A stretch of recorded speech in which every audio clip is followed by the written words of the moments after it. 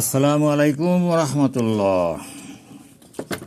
মাহফুজি TV ও public media 25 থেকে আমি মুফতি মাকসুদুর রহমান মাহফুজি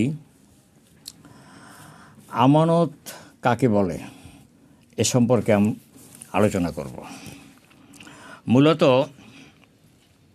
আমানত, যার শব্দ মূল হলো আলিফ মিম নুন আমান, অর্থ কোনো দায়িত্বকে সংরক্ষণ করা, অর্থাৎ আমরা যেটাকে বলি না, এটা কিন্তু আমানত।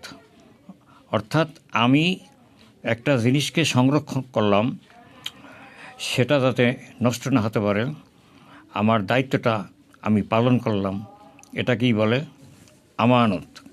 কেউ আমার কাছে কিছু টাকা রাখলো, সেটা আবার যথাসময়ে তাকে দিতে হবে। ওই টাকা আমি অন্য কাজে ব্যবহার করতে পারবো না। এ টাকাটা শুধুমাত্র আমার কাছে সে আমানত রেখেছে। আর এই আমানতদার কারা? যারা ইমানদার। ইমান শব্দটাও ওখান থেকে এসেছে। ইমানদার অর্থ বিশ্বাসী। এখন আমি আল্লাহর উপর বিশ্বাসী হলাম, কিন্তু অপরের হক নষ্ট করলাম, তারপর আমরা বলি কি? ইমানদার। মূলত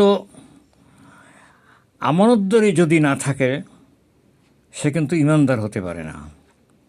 নবী করিম সাল্লাল্লাহু আলাইহি সাল্লামের কাছে মক্কি জিন্দেগিতে মুসলিম কাফের নির্বিশেষে অনেকেই সোনা রূপা আমানত রেখেছেন যে মুহাম্মদ সাল্লাল্লাহু আলাইহি সাল্লামের থেকে এগুলা কখনো খেয়ানত হবার সম্ভাবনা নাই।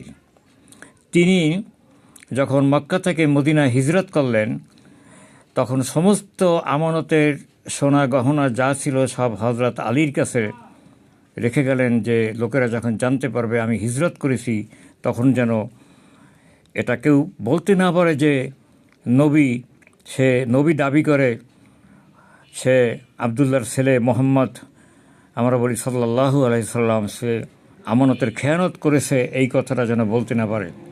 এবং আল্লাহর ভয় নিয়েই তিনি এই কাজটি করেছেন। আর আমরা এখন যারা ইমানদার আছি, আমরা আমানতের খেয়ানত করি, মানুষের সম্পদ আমরা ভক্ষণ করি অন্যায়ভাবে। হাদিস শরীফে আছে, যদি কারো কোনো সম্পদ যদি অন্যায়ভাবে হরণ করা হয়, ওই সম্পদ তার মাথার উপরে কিয়ামতের ময়দানে চাপিয়ে দেওয়া হবে। নে তোর সম্পদ, এত সম্পদের জন্য তুই আশা করছো? সম্পদ কত লাগবে? কেন আমরা আমানতের খেয়ানত করব? আমরা আমানতদারি যদি হতে পারি, আল্লাহ তাআলা তো আমাদেরকে এর চাইতে অনেক গুণ যাজা দান করবেন। যেমন জান্নাতি যারা হবে, তাদেরকে ছোট জান্নাত যে দেওয়া হবে, সেটা হলো দুনিয়ার 10টি দুনিয়ার সমান। কি করব এত সম্পদ দিয়ে তখন? কাজেই এই দুনিয়ার ক্ষণস্থায়ী জীবনে আমরা যেন আমানতকে নষ্ট না করি।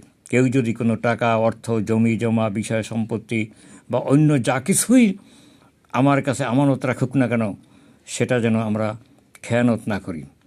কারণ আমানতের বিপরীত শব্দ হলো খেয়ানত, নষ্ট করা। আমি যদি কারো টাকা আমার কাছে আমানত রাখে, ওটা দিয়ে ব্যবসা করতে পারবো না, ওটাকে ওভাবেই রেখে দিতে হবে।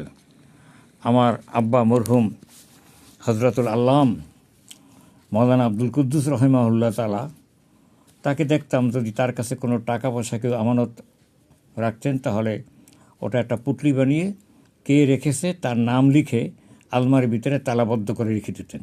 তখন তিনি বলতেন, এটাই নিয়ম, ওটা থেকে আমি ধারণ দিতে পারবো না, খরচও করতে পারবো না। সে যখন আসবে, যখনই সে চাবে, ওটা তখনই তাকে দিয়ে দিতে হবে। এ হলো আমানতদারিতা। এই আমানতদারিতা আমরা যাতে রক্ষা করতে পারি, সে চেষ্টা আমাদের করতে হবে। আল্লাহ আমাদেরকে তৌফিক দান করুন। আপনাদের কাছে অনুরোধ থাকবে, আমার এই বক্তব্যটি যারা শুনেছেন আমার টিভি,